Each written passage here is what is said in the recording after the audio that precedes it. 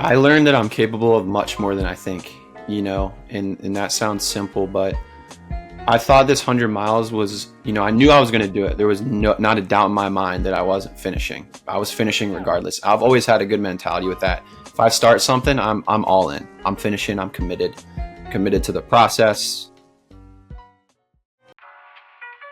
That was Sean Rhodes today on the Running Effect podcast. Sean has an incredibly inspiring story from battling addiction to conquering 100 miles.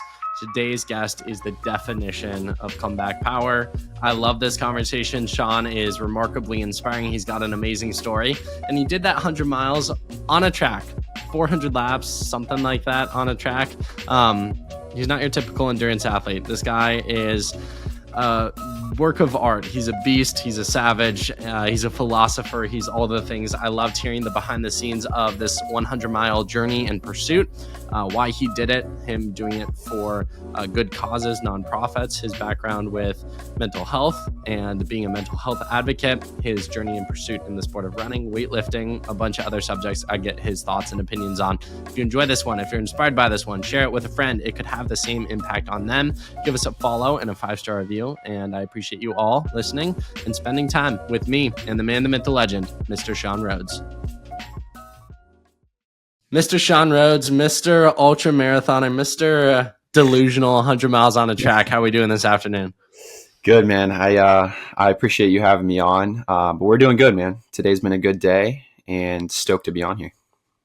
A lot of my podcasts, as a lot of my listeners know, center around, the professional competitive side of the sport. Yesterday, I talked with a sub 4 miler high school boy and then a 401 high school miler boy. And I have on the best people in the world within the sport of running. But occasionally on my feed, on my algorithm, I feel like God will send me someone my way who just does some absolutely delusional SHIT. So you were one of those people who was put across my algorithm. I found your page. I found what you were doing. And I was like, man, I want to have a conversation with this guy because I want to shed light on why he did 100 miles on a track, because it was inspiring, as well as you can deduct certain things about an individual by their outcomes in life. And that's the sort of thing that you don't just do on a whim. And there's clear build up and lead up to it. So I'm really excited to get to know Sean Rhodes today because I think you're a special human being. Yeah, I appreciate it, man. First of all, I'm stoked to be in the conversation with some of those elite athletes. And like you said, I feel like God puts things on your algorithm for a reason sometimes. So the fact that he, led me to being able to hop on this podcast with you is a blessing in itself. So excited to chop it up today, bro. Let's start from the back forward. For someone listening, we know the stats about, most people who listen to this podcast are regular listeners, so I'm sure they'll stick around. But, we live in a world of instant gratification. For someone listening who's like 2 minutes into this podcast, why should they stick around and what are they going to hear today about? Yeah, that's a great question. And ultimately, I just got done, as Dom said, running 100 miles around a track. It was over 400 laps. I'm someone who didn't run at all 2 years ago from this point. So if you're listening right now, I just want you to know that anything you want to do is 100% possible. The first step is just believing in yourself, and drowning out all of that negative noise or those people that, tell you it isn't possible. And that comes for anything in life, not just running. So I think if we can start by saying something, it would be that. 100 miles on the track. Where'd you get this idea? 1, to run 100 miles. 2, the purpose and meaning behind it. And 3, doing it on a track. I grew up in the sport of track and field, and there were many distance runners who didn't want to do the 2 mile because 8 laps was, quote, too many. So how did you fathom the guts to run 400 plus? Yeah, great question, dude. I'll take you back a little bit, and sorry if this takes a little while to explain, but Go I think for it's it. important. Platform's yours. I think it's important to explain the backstory. So just throughout college, really from my high school years and throughout college, I just lived a lifestyle that wasn't the best. And the whole time, when I was in that lifestyle, I knew that I wanted more for myself. At the time, I didn't have a relationship with God. So it was just me thinking, dang, I really think, I need to accomplish more in this life. And then fast forward after college, I continued some of those habits and eventually got in trouble with the law. And that's what led to just some mental health issues, just dealing with some inner demons in my head and just, thinking I wasn't wasn't good enough. And I had no reason to feel that way because I grew up with a really good family, really good friends. And I think that's a problem in itself. People that grow up with good surroundings, they, when they encounter mental health issues, they feel like they have no reason to feel that way. So they don't talk about it, and they just kind of bottle everything up in a jar. And that's kind of what was happening with me, man. And I credit getting out of that rut to having really good people around me, but also Lord and Savior Jesus Christ. So I grew up in a Catholic school, but neglected faith and religion pretty much my whole life leading up into this point. It was just something I was forced to do when I was younger. At least that's how I looked at it. But always knew I kind of wanted to give it another chance. And when I hit, rock bottom per se, and I know there's people out there who went through way worse things. So I'm, again, blessed to have had good surroundings. But when I hit that point, I really just gave it up to God and said, like, I want you to take control on this point. And if you're listening, I think when you hear that, it's like, how can you just give up control? Like, it's your life. And I understand that. It's not like you're just saying, I don't want to do anything. It's all on you. But you open it up to God and just, be honest with him. Tell him you're struggling. Ask for, a good sense of direction out of that dark time. And he provided that, man. He continued to provide throughout my journey. And there's ups and downs. There's times when I questioned my faith, but through it all, just stayed strong in my faith. And eventually, we'll fast forward to last year, like really around September, October timeframe. One of my friends here in Charleston, we have a 5-mile bridge with a good bit of incline in Charleston. It's called the Ravenel Bridge. It's a pretty popular landmark here in Charleston, South Carolina. He did 150 miles over the bridge back and forth. It's 5 miles back and forth, so 2.5 each way. And he was able to raise like $8,000 for a charity. And I just thought that was really cool. At the time, was diving into scripture heavily and just like really wanted to do something for my community. So really in October is when the idea sparked. We have a 1-mile loop here in Charleston. It's called the Hampton Park Loop. We originally wanted to do it around there. Ended up being shut down from the city because they can't have any overnight events there. So I was just thinking in my head, like, I don't really want this to be a normal route. I want it to be something mentally challenging, like a loop of some sort, to just show people that, with good community, good people around you, like, you can push through those mental barriers. And I know this was a physical challenge per se, but for anyone listening that has done ultra marathon distances, especially the 100-mile range, it's a huge mental challenge as well, if not more mental. So that was the reason for the track, just for that mental challenge, but also because I knew it would be an enclosed environment and we could get like massive community out there. Like I wanted that all-inclusive event where like somebody could come out, run a couple laps if they wanted to. And it was amazing, man. I mean, we ran 100 miles. There was 6 of us that attempted, 4 of us that finished, but we had all sorts of people out there from the community. People doing, we had people did their first half marathon, ran their first 5 miles. We had a girl walk a marathon who 2 years ago was in a wheelchair because she had 2 extensive knee surgeries, or last year at this time was in a wheelchair. Like, just some incredible things. And like looking back on it, it almost gets me emotional because God had his hand on this event the whole time. There was plenty of ups and downs through planning it. And like, if you have questions about any of that, I'd be happy to answer. But looking back, it was very evident that like God had his hand on this event and wanted to do something special and make a difference. So that kind of sums it up right there. Amazing. Thank you for sharing, man. You obviously have the, raising awareness for mental health and supporting nonprofits and charities as you did, and we'll get into that more. But something that's unique, I think, with the ultra marathon distance is, or just any really hard challenge in general, is what I find with individuals is there's a part of them that does it to prove that they are the person that they say they are. So Yep. For me, I did a 50K in November. I kind of took last summer off of running just because I was burnt out. I was a competitive runner growing up, took the summer off, started lifting more. And so I was like, oh, I wonder if I can run. I've always stated to my family, I could run a marathon off of no training. So I was like, okay, let's raise the ante. 50K, super technical trail off of like no training. And I did it. But the reason I did it was because I can't make those statements if I can't back them up. And one of my favorite quotes is, you don't become confident by you don't become confident by screaming affirmations at yourself in the mirror. You become confident by having an undeniable stack of proof that you are who you say you are.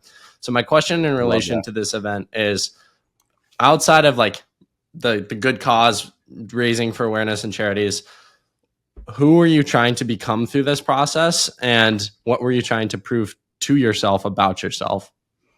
Man, that's a really, really good question. Yeah, I think, like you said, the root cause was wanting to make a difference in the community, right? But I'd be lying if I told you I didn't want to learn something about myself through this process too. And man, it really all stems back from just growing up. I was a pretty good athlete growing up, but I think I always had that like self-doubt with myself that, I couldn't do this hard thing, or, I couldn't push myself in this way. And, I tried my best growing up, but that's just really something that stuck with me. And that's what running has been able to do for me. I've been able to push myself to new limits. And, I think there's a lot of people out there, myself included, that you come to that part where it starts to get uncomfortable, and a lot of people stop there. But there is really a lot of power in stepping over that uncomfortable barrier and getting really uncomfortable, or I should say that comfortable barrier and getting really uncomfortable. You find so much out about yourself through that process. And I knew with the 100-mile distance, my most before that was 50 miles. So I knew, through this distance and it being around a track, there was just going to be new things that I was going to learn about myself, new demons to fight through, and just all sorts of thoughts and stuff flowing through my mind. And I just wanted to learn more about myself. And ultimately, to show the people around me, I coach athletes as well, just to show them and inspire them that, like, hey, this stuff is possible. Like, if you are committed and you put in the work, I'm a heavy advocate of like no shortcuts in a world of instant gratification. Like, if you put in the work and put in the time necessary, like, it is possible. And I just wanted to prove that to myself, and also, to those who are in my corner. I feel like I heard this from David Goggins. Like, he's like, you find peace when you go to war with yourself. And I imagine the night run, or like the part of the run that was in the night, and there probably wasn't as much of a crowd, wasn't as much support. It was quiet. It was you and your footsteps, maybe a buddy or two. What do you feel like you learned through that piece with yourself? And what was the internal dialogue happening? Yeah. So during the night, there wasn't nearly as many people. We had our core group there that was like 2 or 3 people that stayed up all night and stayed there with us all night. But other than that, you're alone. And, unfortunately for me, I hit a pretty good low point during that section. So, I posted a video to Instagram that I think visualizes it pretty well. But during that low point, there's not a ton of things running through my head other than every step was hurting, and I'm proud of myself. I didn't have to walk too much during that 100-miler, but that was one of the sections I did walk. It was from like 65 to 75. That mile range was a really rough time for me. I'm getting nauseous, all this stuff, every step's hurting, and you still have over a marathon to go. It becomes really difficult mentally. And that's when, the devil, I like to say, is in your head, like telling you can't do this, or you're going to get hurt doing this. But man, I just remember at mile 75, came in, got fuel. This was after like 10, 15 miles of being really low. I came in, got fuel. I actually brushed my teeth, which I think was a huge help in the process, just like freshening up a little bit.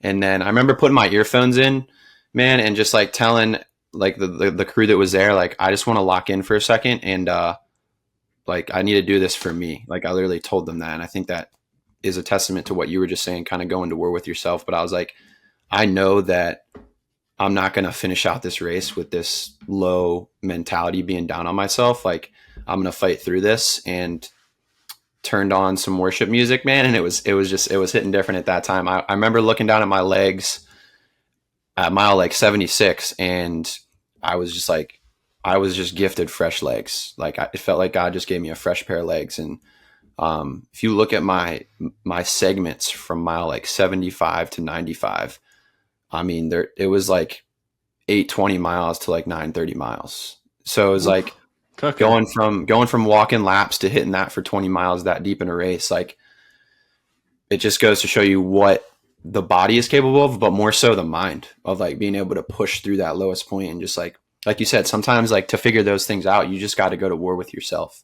And like I said, it's just, it all comes with hopping over that comfortable line, like entering that uncharted territory that, you don't know how you're going to react, but if you put that best foot forward, you're going to learn a lot about yourself in the process.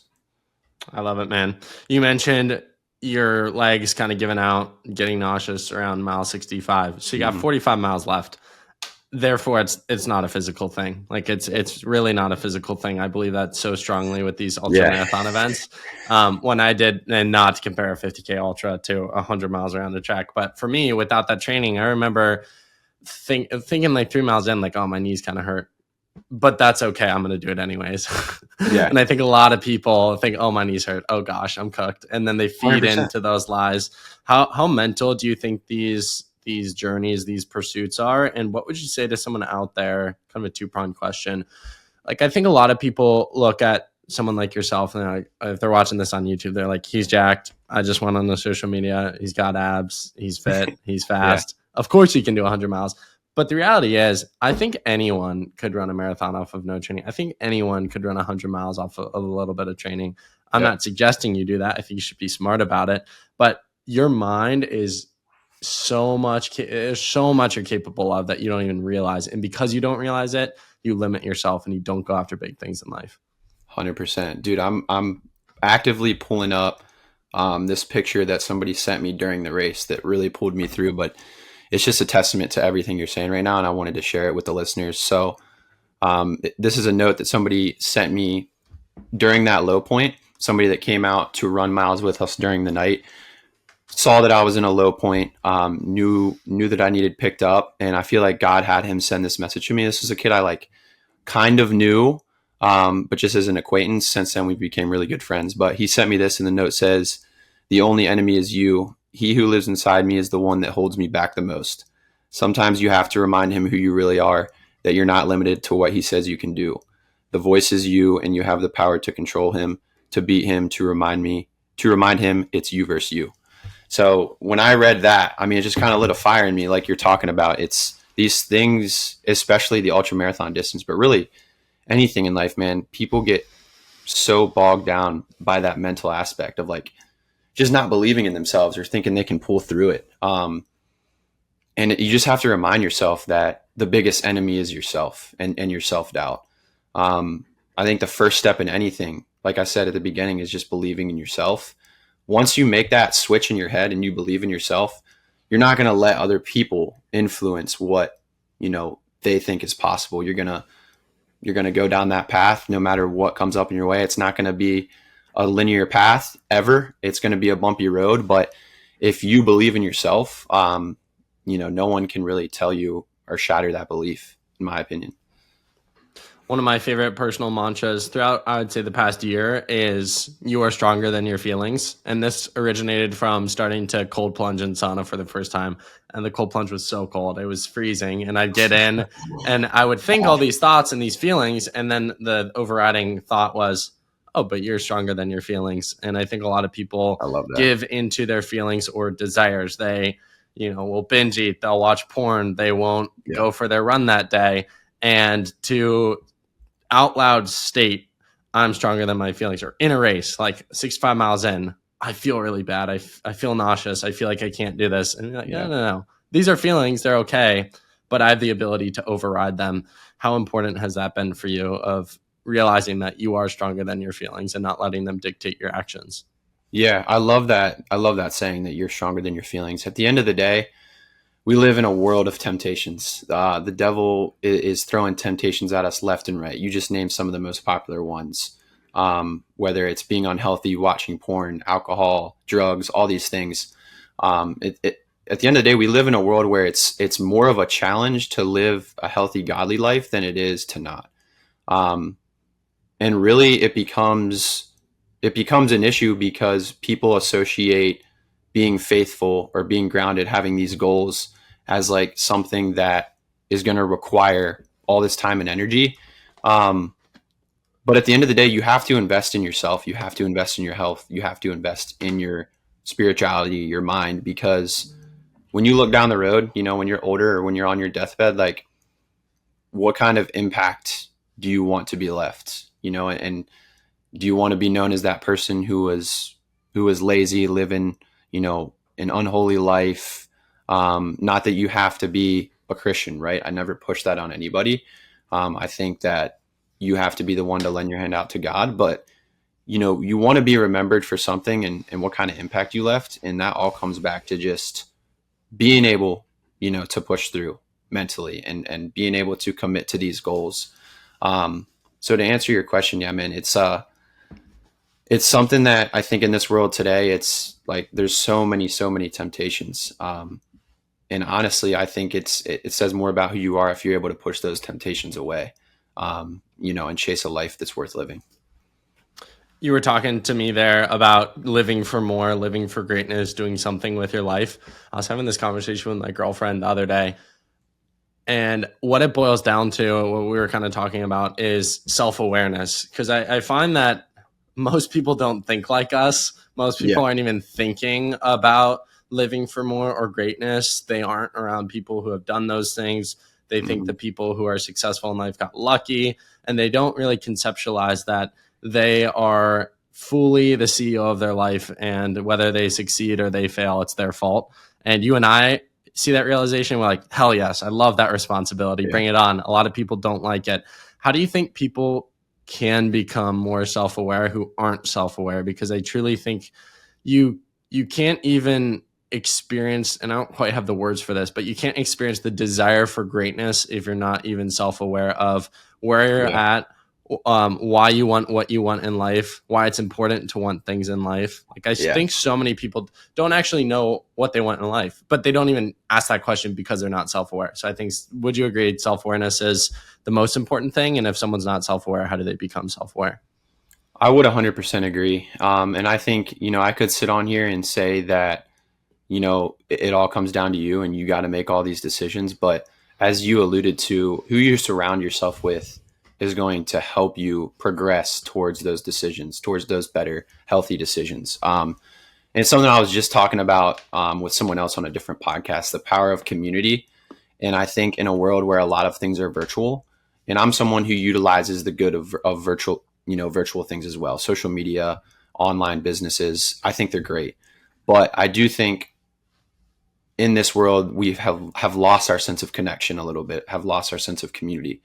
Um, Being surrounded by people that want the best for themselves in life, whether that's business, physically, mentally, most of the time, if a person's really, really driven physically, I find that they apply that same mentality towards the rest of their life. Um, maybe maybe a small percentage of people that don't, but usually that carries over. So if you're taking care of yourself physically, all these other things in life are gonna start to look up as well. And if you're surrounding yourself with people that are doing that and being self-aware that you want to be better, that's going to help push you to that next level. So just being like having a good community around you, I think is huge. And if you're listening to this and maybe you're in an area where you're a little bit isolated, maybe your area you don't have a lot of those options to get involved physically in the community. I think that's where online can come into play, and it can be used for good. Like get involved with communities online. There's several out there. You can do a simple Google search to find a good community that fits you and what you're looking to do or the people you're looking to be surrounded by. And I think that can just help you, even just getting perspective from other people. Like if you're constantly trapped in your own mind, your own thoughts, and you're thinking those things negatively about yourself, or like you're getting to that comfortable line that me and Dom have been talking about, and you're just not able to push past it. Hearing people's perspective on that and just being surrounded by a good community is going to severely help with that, in my opinion. Super, super good words there. One of the things that stuck out to me the most was when you were talking about like physically. And this is a quote from Naval Ravikant. He said, "A fit body, a calm mind, a house full of love. These things cannot be bought. They must be earned." End quote. And that's why I think they're so valuable, is because you have to work for them. And that's why it's like, if I saw you on the street, I'd like in my mind dap you up, if not physically, because I'd be like, hey, I know to get a body like that, you have to put in hours and hours of work. And I also think, just from a life perspective, I've also had this conversation with people, like, if you start to work out or you start to run, then you become obsessed with actually maximizing the time you're putting in. So you start to look into diet and how to eat best to maximize it. And then you're like, oh, shoot, sleep also plays a big role. So then you're going to fix your sleep. Yep. You do those three things, your day's going to start to move around it. And you're going to be like, oh, why am I doing this? Why am I here on earth? Oh, then you're going to look upward. You're going to start looking into spirituality. And that's why I think there's such power in running, is because it has the ability to literally transform your life. That like one trickle down effect. Another thought I had while you were talking there is like, back when I was in high school, I grew up in a small town in Ohio. I didn't want to be friends with other high schoolers. As I put it to my dad growing up, he was like, well, why aren't you friends with other kids? I was like, we don't think the same thoughts. I was like, I'm trying to build a podcast. They're like focused on instant gratification. And so I'd DM people like me or like you. And I'm shocked to this day how many people respond. So if you're out there listening, I think shoot your shot. What do you lose? It takes you 1 minute to craft a thoughtful Instagram DM. And I'm telling you, me personally, I've helped a lot of people throughout the years. Like, if you DM me with something specific that you want to grow in and you need accountability in it, like, I'll be that person. You can find other people who be that person. There's a crazy stat that people are 65% more likely to meet a goal after committing to another person. So use the science in your favor. Reach out to someone. Yeah, no, accountability is huge. And I think it just plays into what I just got done talking about with community. Like, if you're involved in a community like that, chances are you're going to talk about your goals to them, and then you feel like you're held more accountable to it. And I personally love using social media for this too, like posting about my goals that I commit to, posting about this race that I'm training for. So then I feel held accountable by everyone that follows me, and like, they're going to know if I'm not putting in the work, which I think some people look at that as bad, but I look at it as good, man. Like, it's just that many more people to hold me accountable to my goals. And that stat is crazy. I've heard that before, but it's been a while since I've heard that. So it's a good reminder. Dude, you want to hear a crazier one? Let's hear it. 76% of people who, 1, wrote down their goals, 2, made a commitment to someone, and 3, had weekly progress updates with that person. 76% of people who did those 3 things achieved their goals. That's awesome. That's huge. I mean, I think that's why online coaching can be so successful for people, man. Especially, coaches out there that are doing those weekly check-ins and holding their clients accountable. Like, just listen to that stat. 75% is a crazy number. 76%, insane number. So just goes to show, man, you can go far alone. Everyone's heard this quote. You can go far alone, but you can go much farther together. And I think that's just a testament to that, man. Without getting too far off the beaten track from the 100-miler, what was the biggest thing you think you learned about yourself through the 21 hours it took you? I learned that I'm capable of much more than I think, and that sounds simple, but I thought this 100 miles was, I knew I was going to do it. There was not a doubt in my mind that I wasn't finishing. I was finishing regardless. I've always had a good mentality with that. If I start something, I'm all in. I'm finishing. I'm committed to the process. And I'm blessed to have had that trait from a young age. But I thought it was going to be like really difficult. And to be honest with you, I went into it thinking that this was going to be my only 100-miler ever. He's like, I'm not really into these ultra marathon distances. Like, I want to do this for myself to know that I can, and for a good cause, but I'm done after this.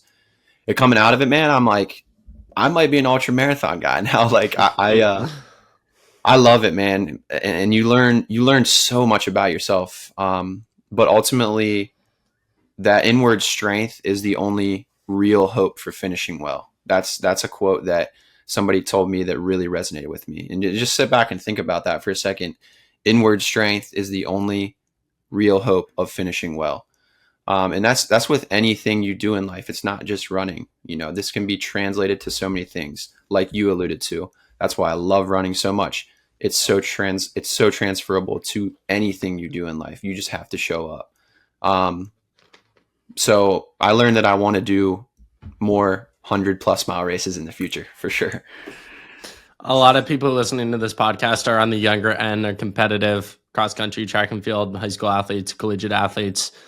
I love that time period of my life. Yeah. I'm not necessarily encouraging people to like drop off their high school team. I think there's a lot of benefits to be said from it. But I think 100%. in that those cultures, there's such a emphasis on like going D1 and then like making a national meet or whatever it Yep. might be, that people can stray away from most of the sport, which is like, yeah, anyone can, you don't even have to sign up for a race. You can go run a marathon and I think it'll change your life. So what would you say to people out there who are very focused on speed about, and by the way, I think you've run 37 minutes in the 10K, 123 for the half, 259 for the full. So guys, this isn't a guy who just runs 100 miles. Like you've run fast, but the benefit of like going for distance and going for that mental strength that you get from doing like a distance pursuit, because I've run 5Ks all out, I've run miles all out. It's a way different mental game. Oh, Way yeah. different 100%. mental game. Yeah, 100%. And to give you some backstory, I know I said I hadn't run at all 2 years prior to this, but in high school I was 2 years. I did run track and field, so I ran the 400 and the 800 meter. So I have a little bit of experience in that, just from being an athlete standpoint. And I think just endurance wise, with longer endurance runs like that, especially the ultra marathon distance, or really just anything over the sprint you commit to, like there's so many more things that go into it. And I think that's what makes it so transferable to life. You take an ultra marathon, 100 miler, for example, you have to think about how you're fueling for that, how you're feeling for that run, who's going to be there with you through that run to pull you through. What are you going to be saying to yourself when those times get dark? Because the whole thing's, it's not going to be easy. That's the thing about the sprint distances. I think if you train a certain way and you prepare yourself a certain way, you can go into a 100-meter dash and stuff go perfect. But like the ultra marathon distance, it's never going to be perfect. And I think anyone who runs those distances will tell you that. So it's just like being able to adapt on the fly, and you have this plan going in, but being able to adjust when things come up. And as I'm saying this, you can start to think like, oh man, that's what happens in life. Stuff comes up. You have this plan. Now you know how to deal with it. So I think it just teaches you a lot more life lessons. And that's not to say sprinting isn't great. If that's your passion, 100%, that's awesome. Go all in on it. I think you can still learn very valuable things from that. But I think that's what you get from that, longer endurance standpoint. Let's talk about the impact from this race. You mentioned some of the nonprofits, things you wanted to support. What was the outcome of that, and how cool was it to see your work? You mentioned your friend raised $8,000. You thought that was sick. I think you surpassed that. What was that like? Yeah, it was incredible, man. I remember back in December, I had the first meeting with these nonprofits, and I remember sitting there telling them, my donation goal is 10,000. And I felt like saying that out loud to them. I was like, man, this is crazy that I just put that out there. Like, is that even possible? Like, can I do something like $10,000 is a lot of money at the end of the day. So it was scary putting that out there, but at the end of the day, I was upfront about a scary goal, and I knew I was going to do anything I could to help myself and them get to that point. So, leading up into the race, donations were, we'd get a couple here and there. I think like 2 weeks out, we were at like 3,000 something. So insane. Those 2 weeks leading up, it started to get more and more and more. And then, obviously when we start the race and we're doing something like this is when a lot of them come in, and we had, I'm blessed to have had some people donate some high numbers, which really helped in us achieving our goal. But again, I kept faith through the whole process. There was so many things that came up that was trying to knock us off this path of making this event happen and making this impact happen. But we just kept faith. Honestly, we kept faith, talked to God about it, prayed about it. We were honest about everything happening. We were upfront about it on our Instagram, on my Instagram, like when something would come up. And ultimately, like I said, just kept faith, and like to see his hand make everything happen at the end was truly amazing. And it's just a testament to, being rooted in the right things, because I think the good always comes to light in some sense. Hate to be that guy, but what's next? What's on your Yeah, heart? yeah, yeah. What do you want to tackle? So before I committed to this 100 miler, I was training for a while to BQ. So get a Boston qualifier in the marathon. My last marathon, I paced a friend and he ran a sub 340. That was his goal. So I was able to pace him for that. The one before that, I ran a 2:59 at Marine Corps Marathon in DC. Um, I feel that I'm able to get a BQ at this point in time. It's just a matter of, thinking about which one I want to do. And it's late in the BQ process for next year too. If you're not familiar with that listening, the cutoff is like October. I want to say September, October. And there's not many races that I can realistically do before then, but I think that's the plan. I've been, thinking about that the last couple of weeks, and I think I'm very capable of doing it. And that's just always been a goal of mine. When I started running, I skipped some steps and went straight to the marathon, and I've always loved the marathon. So being able to run in the Boston Marathon has been a huge goal of mine. And I dealt with an injury earlier this year. I dealt with an Achilles injury that hindered me from achieving that goal earlier. I was going to go for my BQ slot in the Myrtle Beach Marathon this year, and dealt with an injury a month out, which led to me eventually pacing a friend. So that BQ spot is something that's just like near and dear to me, and I definitely want to achieve that. But there's other things too, man. Like I'm ambitious about. I've really liked High Rocks. I coach a lot of people for High Rocks. I really enjoyed the High Rocks that I did. So I've been scoping out the ones later this year in the US as well. And then when it comes to ultra marathons and some of those bigger distances, I'm just already planning for next year. And with things like that, I like to give myself a large chunk of time to just really prepare myself so I can go into that feeling confident and successful.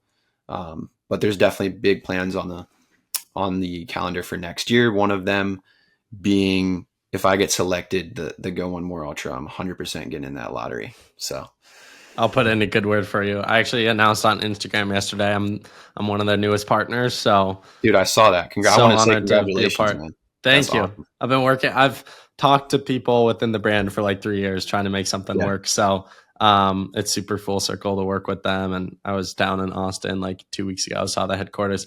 I did my first ever High Rocks workout with Lucy Davis, who is not the person you want to do your first High Rocks workout. Epic. But I did survive. The only thing I didn't survive was like there was like one set of like standing rows into burpees, and I needed like a minute break. But to give people perspective on how hard that session was, we were working out for like 50 minutes. It's like kind of an outdoor gym. So it's like it was 100 degrees in Austin that day. We were at the ranch all day before. So we were like so dehydrated, but literally to close the workout. So 50 minutes of hard stuff before it. The final piece was like sitting rows. It was like 4 minutes hard into 4 minutes of weighted lunges, then 3 minutes hard in the row, 3 minutes of weighted lunges, 2, 1, 1. Yeah. Nearly died. Nearly saw God. So, but speaking about coaching, take me through that part of your life, and what are you doing outside of running 100 miles on a track on a day-to-day basis? Yeah, so I took my business full time in October of 2024. Up until that, I was working 4 gyms as a trainer, doing my business part time. So my coaching business is Revitalize You Training. Our core values are faith, performance, and longevity. So we coach a lot of athletes. We're faith centered, and we have, your longevity at the front of our mind. So we always resort to those core values, but, we really pride ourselves on creating like lasting relationships with our clients. And some of those stats that you brought up earlier, I think, that's why online coaching can be so successful. And right now I do have in-person clients as well. So I have in-person clients here in Charleston. And then we have online clients, and I do everything from endurance training. I specialize mostly in run coaching when it comes to endurance. I have another coach that works for me, he also takes run clients. He also takes triathlon clients. I am not versed in triathlon, nor do I have any certification for it. So I don't coach those athletes. But like we talked about, having a team, having support around you is key. So, yeah, man, it's been a ride. Like, being a full-time entrepreneur is full of ups and downs, but I think just what gives me that motivation is like when people don't think you can do it, and like, just continuing to grow, continuing to keep my faith in God, stay rooted in faith, and go through the seasons with just trying to keep a straight head has been so fun. And I know, just from looking at your Instagram and getting to know you slightly, exactly what that's about. So it's been a fun process. Absolutely, man. I do want to ask you. So I took kind of that break off from running last summer, started getting into lifting. I was like, I was 19 at the time. I'm 20 now. And I was like, I'm at this peak point in life where like, I don't want to miss out on muscle gains that I won't be able to get 10 years from now. And I feel like there are examples within the sport of running that like you can run fast later on. And I was ready to take a step back from running. So I was like, okay, perfect. I'm going to, get some muscle, try something new, push myself in a hard way. Now I'm kind of doing both a little bit.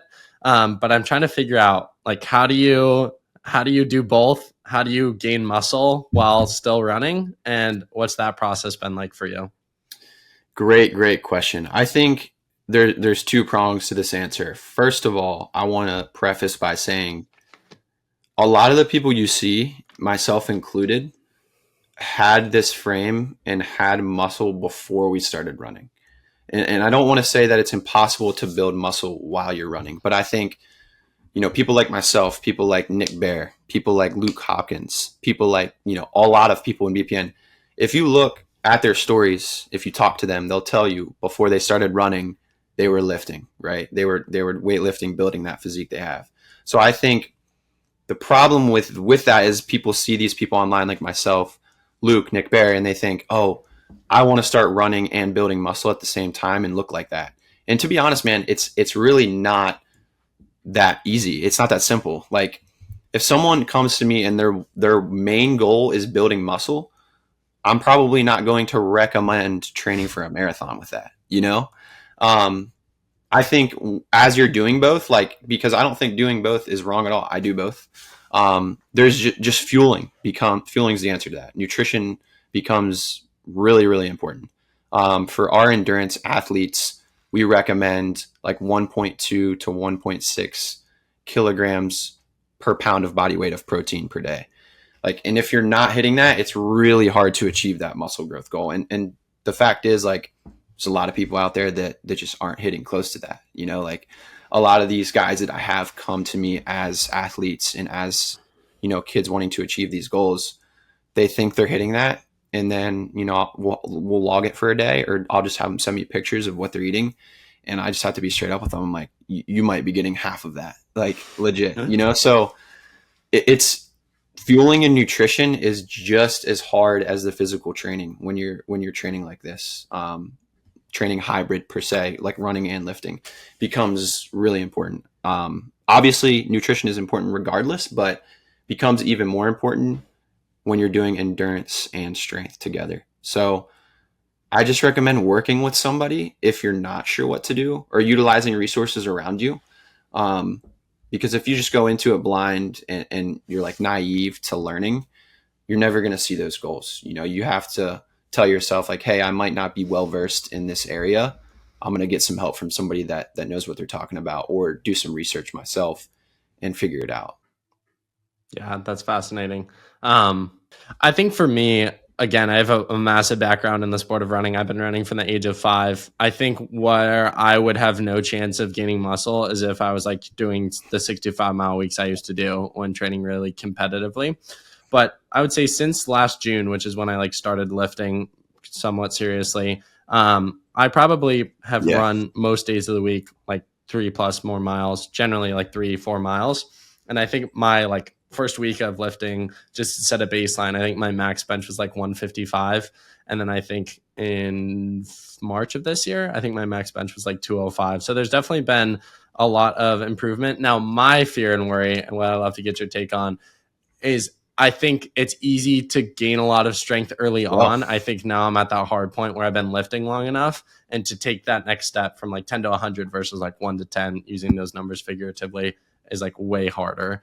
And I think for me, it's like figuring out how to do that, but 2, like what are my actual goals? How do I want to go about it? I think with me, I just like, I love the saying, I just want to be hard to kill. And I think a year ago I was way too scrawny, and it feels really good to be able to like, this is definitely a masculine thing, but like to be able to like lift heavy and move heavy things. And yeah, I think for me, it's just that pursuit of like, how do I run a marathon and be competitive in that, lift heavy, 100%. and then whoop people in like basketball, pickleball, whatever. I just want to be like all around really fit in this next stage of life. And it's interesting how to go about that. Yeah, man. I think the answer to that too, for people who want to like achieve goals of what you're talking about, is training like an athlete. There's a lot of people, myself included, that for a long period of time, even when I just started running, I would more so bodybuild and run. But if you want to like encompass everything and become like a specimen, like training like an athlete, bro, like doing some plyometrics when you start like jumping, like explosive movements where you're going to get like strong and be able to throw some iron around, like stuff like that. And that stuff only helps your running, because like plyometrics, you strengthen those joints and tendons in your legs, strengthen your stride. Like those things are going to improve your running as well. So that's like my passion now, training like that. And it's just like more enjoyable. I was an athlete growing up, so it brings me back to that a little bit. And I think that a lot of guys our age are looking for that. A lot of people resort to bodybuilding, I think, after high school, college. And I love bodybuilding. I love going in there, hitting a nasty pull session, nasty push session, working for hypertrophy, going till failure. It's super fun. So I don't want to talk bad on that at all. But if you're looking for something new, I just recommend training more like an athlete, because it can bring you a lot of like passion, especially if you were an ex-athlete. So I love it, man. I'll have to get you back on, pick your brain some more on those subjects. But wrapping up here today, let's see, 2 more serious questions for you. One, you've talked about, faith a lot in this conversation. You've also talked a lot about your running, and you've talked about kind of running as a form of worship. How do faith and endurance and running and lifting intersect for you? Yeah, great question. It just comes back to, when you think about running, we use that as an example. There's going to be times, actually more times than not really, that running is going to be difficult, and you're going to have to adapt and find ways to push yourself through that. And it's the same with your faith. When stuff's not going good, it's easy to think that God's not there for you. And it's easy to ask yourself, like, why is he doing this to me? I prayed about this. I didn't want this to happen. But what you don't understand is, like, you're not the author of your own story. He knows what's going on up there. He's got a plan for you. And it's just like being able to submit to him. And I think it's transferable to running, because when you are running, it's like being able to submit to the goal. There's something bigger at hand here. This specific workout, all you can do is put your best foot forward and bring your best effort. Sometimes I have clients and they're like, what if I can't hold this pace during this workout? I'm like, you're not a failure. Like, I want you to bring your best effort. That's all God wants to. He wants you to bring your heart to every conversation. He wants you to bring your heart to every situation. He's not asking you to be perfect at all. And I think that's what non-Christians believe. They think that God is like this perfect figure and he's asking you to be perfect all the time, when in reality, that's not at all how it is. Like I said, God wants you in your broken pieces. He wants you to be honest. It's the same with running. If you fail a workout, sometimes that's what you need to progress forward into that next workout and smash your goals. So it's so transferable, man. I could talk about this like all day, but I love the question. Final question for you. For those who have listened to this conversation, are inspired by you, your journey, 100 miles, whatever it might be that stuck out to them from this convo, what's the final takeaway message that you want to leave with them? Yeah, I just want to remind people that the only enemy is yourself. I think we live in a world, in our generation specifically, where we were preached to go out and follow this set of rules. And if we didn't follow that set of rules, you're a failure. But at the end of the day, you can do anything you want in this life. Like, we live in a country, luckily and thankfully, that we can do whatever we want. So just believe in yourself and realize that the only enemy is your self-doubt in your head. You don't, if you're listening to this, you don't have to be someone that runs in a 100-mile race. Maybe stepping out of your comfort zone looks like asking for that promotion in your job or something of that sort. So just believe in yourself and find something that you can ground your why in other than yourself. For me, That is God. And for me, that's been my faith. And I would highly encourage anyone listening, if you're curious about growing in your faith, to take that first step. I think that all starts with reading scripture, because, there's a lot of answers in the Bible to a lot of the issues you're dealing with. But if it's not faith, just find something you can ground yourself in and ground your why in. Sean, final question. I ask every guest on every single episode, if you had Gordon Ramsay coming over to your house for dinner, what would you personally choose to make for him? I'm a simple man, Dom. I'm going to choose a steak every time, specifically probably like a Wagyu. If he could prepare like a fresh Wagyu for me, maybe some like homemade mashed potatoes on the side, something of that sort, man. I'm a simple man. I love steak, and especially if it's prepared well. So I'm going with that answer. A nice Wagyu. I love it. And I guess real quick add on, which could make this a 2-hour podcast, but you mentioned BPN, Last Man Standing. No, yep. BPN is not paying me to say this. This is genuine curiosity. How hooked were you to the live stream? Gotta ask. Oh man, I was dialed in, bro. I've been a huge BPN fan for a long time. I mean, I genuinely credit Nick Bear for getting me into running. Honestly, like I followed one of his hybrid programs on the app when I first started running. So I've been so dialed into them for a long time, and just love his mission and their brand as a whole, and just seeing this race come together. And I think people were looking at this race and they were so wowed by these two individuals, which you should be, right? What they did is insane. But in my head, I'm thinking like, and people that have followed them for so long, like yourself, in the back of your mind, you're also like, this makes sense. Like they're targeting the committed individual, these people that like, this is their lives, man. They're committed to being athletes. They're committed to being the best people they can be. So it makes sense, man. It makes sense that something like this happened at their race. And I think it really set the tone for what they have to come. And I think their brand's doing something really special, man. And it's awesome. I think it's so cool that you're getting to work with them now, and kudos to you for, sticking it out and making that happen. That's awesome. Kim or Kendall, who are you cheering for? Honestly, man, like it was going back and forth, because they would show Kim, and he would be like, the one time they showed him, he had woken up from that like 20-minute nap and he was cooking like a 7-minute mile. I was like, this kid's an animal.